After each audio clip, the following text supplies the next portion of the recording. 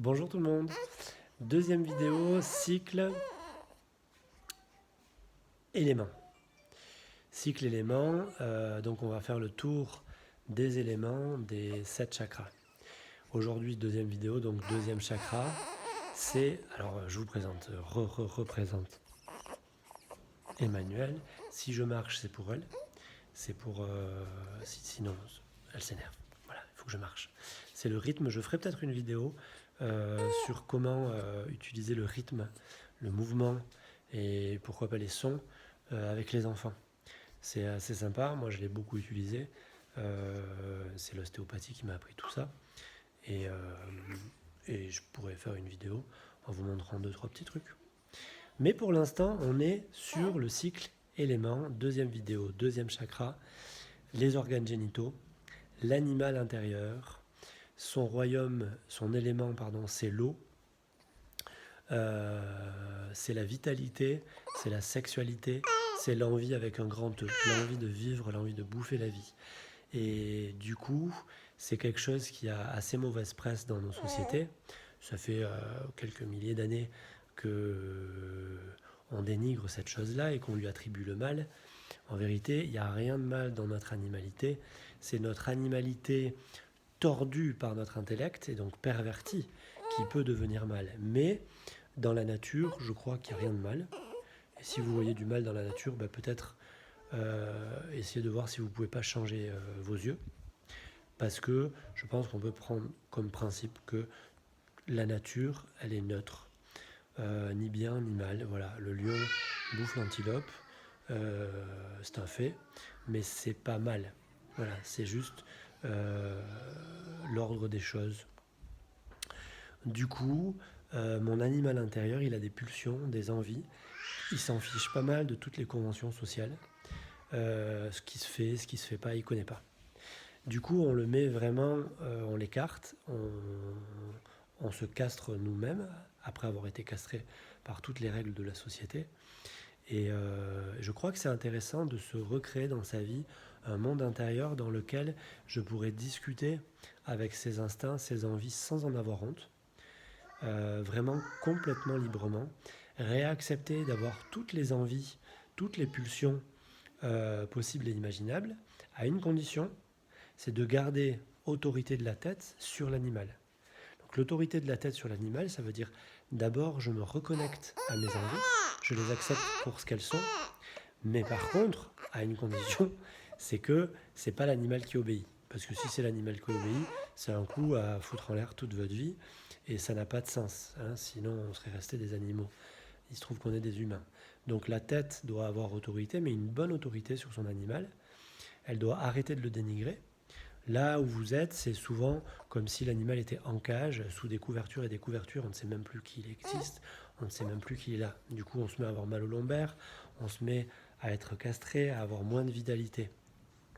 Là où on va essayer d'aller, c'est de réintégrer cet animal dans ma vie de tous les jours, de sentir mon corps, hein, la vitalité de mon corps, lui dire oui dans mon monde intérieur à tout, les fantasmes, les colères, parce qu'il nous défend beaucoup. Donc dès qu'il y a quelqu'un qui l'énerve trop, lui, il serait prêt à mordre hein, directement. Et puis, bien sûr, en termes de sexualité, il est beaucoup plus libre que nous. Hein, il n'a pas honte de grand-chose. Du coup, dans mon monde intérieur, je vais totalement lui laisser libre cours de me parler, et à moi, après, derrière, de l'exprimer dans le monde extérieur ou pas. Pour moi, c'est vraiment le meilleur compromis que j'ai trouvé. Et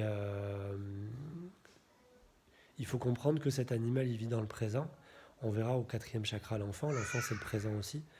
Et donc, si c'est eux qui doivent donner la puissance et le sens de ma vie, ils ne savent pas organiser à long terme. Et donc, pour une envie, ils peuvent tout casser. Ils peuvent briser tout un équilibre, toute une construction de vie. Et du coup, on n'arrive pas au stade d'homme, pour moi. On reste au stade animal. Souvent, quand on découvre la spiritualité ou le ressenti, l'énergétique, le magnétisme, tout ça, on ressent des choses et du coup, ça peut nous prendre complètement et on veut vivre ce qu'on ressent. Et le risque, c'est de faire une révolution dans notre vie. C'est un peu la crise de la cinquantaine, vous voyez. Le mec a travaillé toute sa vie, il s'est pas posé de questions, il se réveille un matin et il se dit mais c'est pas ça que j'ai envie. Ben, c'est pas ça qu'une partie de toi avait envie, ok, mais tu n'es pas que cette partie, tu n'es pas que l'animal, tu n'es pas que l'enfant, tu es aussi l'adulte, tu es aussi la raison, même si elle a un petit air, tu as aussi ton intellect, et du coup, c'est pas la peine de bazarder tout ce que cette partie de toi a fait dans le passé pour redécouvrir une nouvelle partie. Ce qu'il faut, c'est intégrer. Donc, ce qu'il faut, c'est pas une révolution, ce qu'il faut, c'est évoluer. Et donc, la vie, c'est ça. On arrive un peu à l'âge adulte, enfin vers 20, 25 ans, un peu disloqué. On nous a mis plein de choses en tête, nos parents, l'éducation, l'école. On a plein de choses, c'est un peu comme un patchwork, vous voyez, c'est un peu comme Picasso. On s'est choisi une personnalité un peu au hasard, ou c'est peut-être elle qui nous a choisi. Et puis il y a un moment où il faut drainer. Pourquoi rééquilibrer, harmoniser. Pourquoi pour devenir unifié. Voilà. Et donc pour être unifié, ben, il faut que la tête soit unie avec le ventre.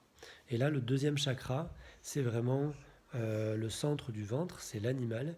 Et du coup, l'adulte, il faut absolument qu'il soit de nouveau connecté avec son animal, que cet animal fasse partie de sa vie, sans pour autant le diriger. Voilà, quand on a un animal de compagnie, eh bien on l'occupe, on lui donne plaisir, on essaye de lui rendre la vie extraordinairement belle, mais pour qu'elle soit extraordinairement belle, il faut l'empêcher de traverser la route n'importe comment. Ben là, c'est exactement pareil. Voilà. Donc vous devez dans votre semaine vous dire, ok, est-ce que j'ai donné plaisir à mon corps? Est-ce que j'ai écouté mon corps? Qu'est-ce que je pourrais faire pour l'écouter? Passer un peu plus de temps sous la douche, m'inscrire à un cours de danse. Euh, et j'ai pas envie. Ben oui, c'est bien le problème. L'appétit vient en mangeant. Il faut de nouveau se réorienter vers ce corps pour qu'il puisse aussi vous rendre quelque chose. Il vous sert et il vous porte ce corps depuis votre enfance. Est-ce qu'aujourd'hui on peut se dire, tiens, bah dans ma semaine, en plus en confinement c'est magnifique, est-ce que dans ma semaine ou dans ma journée, je vais lui attribuer par exemple 20% de mon temps, ou 10%, ou ce que vous pouvez. Est-ce que je vais me demander qu'est-ce que lui ressent? Par exemple, si on revient sur la sexualité, la majeure partie des gens pensent leur sexualité. Et donc ça passe par l'intellect. Et donc ce qu'ils ont envie passe par l'intellect. Peut-être, c'est très bien, il n'y a pas de souci, on peut utiliser l'imagination, tout ça, mais est-ce qu'on peut rajouter quelque chose, des moments où on pose notre intention sur notre corps, et très simplement, on se demande qu'est-ce que mon corps aime? Comment il réagit avec telle musique? Comment il réagit avec l'eau chaude sous la douche? Comment il réagit avec cette odeur? Comment lui, il ressent les choses? Et lui, c'est très simple, hein, c'est plaisir, déplaisir. Voilà. Et donc, réapprivoiser son corps, recommuniquer avec lui, c'est ça. C'est réouvrir la porte et en même temps rester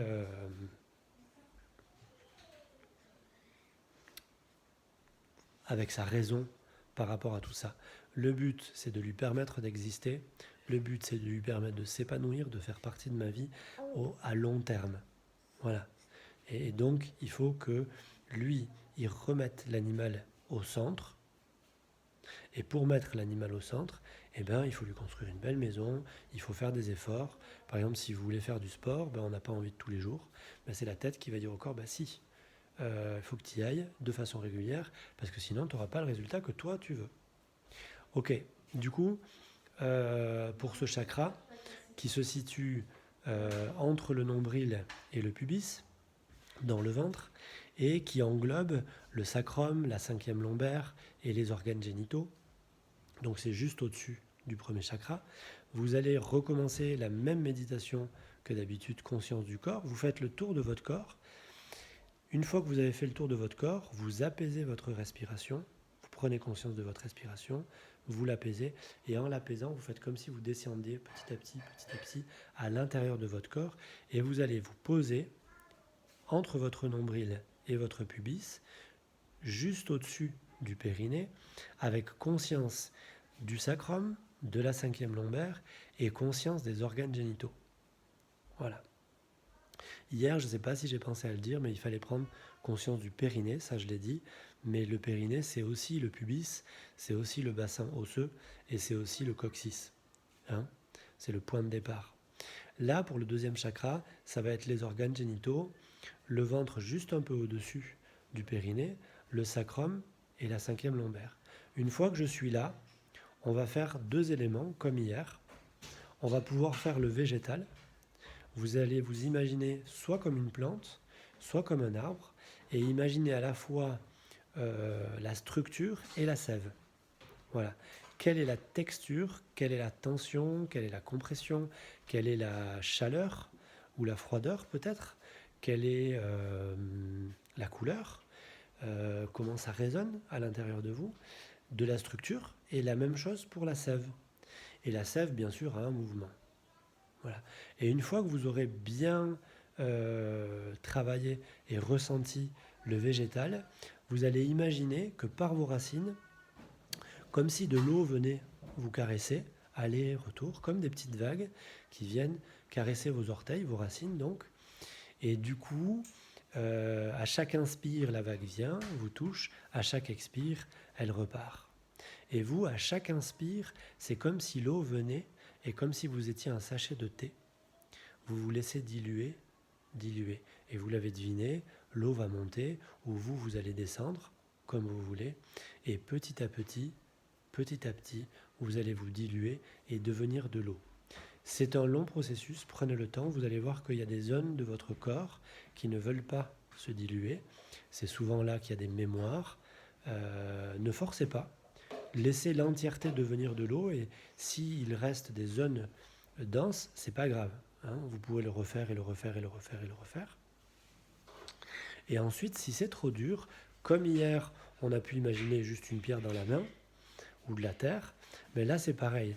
Le grand processus, pour rentrer en résonance avec cette partie de votre conscience, donc le deuxième niveau, il faut devenir l'eau. Voilà, ça c'est le vrai exercice. Mais si c'est trop difficile pour vous, vous pouvez juste imaginer un verre d'eau. Voilà. Et pour le végétal, imaginez une plante. Vous allez faire la même chose, vous allez imaginer la texture, vous touchez le végétal, à quoi ressemble la sève, à quelle vitesse ça va, quelle est la tension, la densité du bois si c'est un arbre, quelle est la température de l'eau, est-ce qu'elle est salée, pas salée, est-ce qu'elle est trouble, est-ce qu'elle est claire, vous voyez, tout ce genre de détails, vous pouvez l'imaginer finalement en regardant l'eau. Donc vous imaginez dans votre méditation en train de regarder l'eau, que ce soit un verre d'eau, une mare, un lac, l'océan. C'est un premier palier qui peut vous faire accéder au vrai palier, à la vraie méditation, où là c'est votre corps qui devient de l'eau. Et là vous faites vraiment appel à toute l'eau de votre corps, parce que vous êtes fait à 80% d'eau. Pour la fin de la méditation, toujours pareil, si vous êtes descendu, vous êtes descendu dans votre inconscient, vous avez plongé, vous avez ralenti, vous êtes plongé dans votre nuit, dans votre monde intérieur, eh bien il faut revenir lentement. On peut faire 3 paliers. On inspire profondément et on imagine qu'on revient au niveau du diaphragme, par exemple. On expire, on relâche tout. On inspire, on revient au niveau de la gorge, on relâche tout. Et on inspire une 3e fois, et là, en fin d'inspiration, juste en fin d'inspiration, vous pouvez ouvrir les yeux, revenir à vous, regarder où vous êtes, et prendre le temps de vraiment revenir. C'était, encore une fois, des méditations qui peuvent durer 10 minutes, mais c'est des méditations qui peuvent durer très longtemps, 1 heure, 1 heure et demie. Vous pouvez vraiment rester dans chaque élément, dans les détails. Vous imaginez que dans l'océan, il y a plein de choses à voir. Le fond de l'océan, la superficie de l'océan, il y a vraiment de quoi s'amuser. Voilà. Si vous avez du plaisir, parce que vous allez porter conscience sur vos organes génitaux, et il se trouve que l'attention dirige l'énergie. C'est-à-dire que en portant attention sur la zone du 2e chakra, vous allez lui amener de l'énergie. Donc vous allez amener de l'énergie à vos organes génitaux.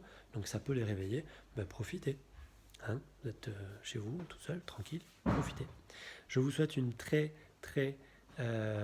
bonne journée ou soirée suivant l'heure à laquelle vous écoutez.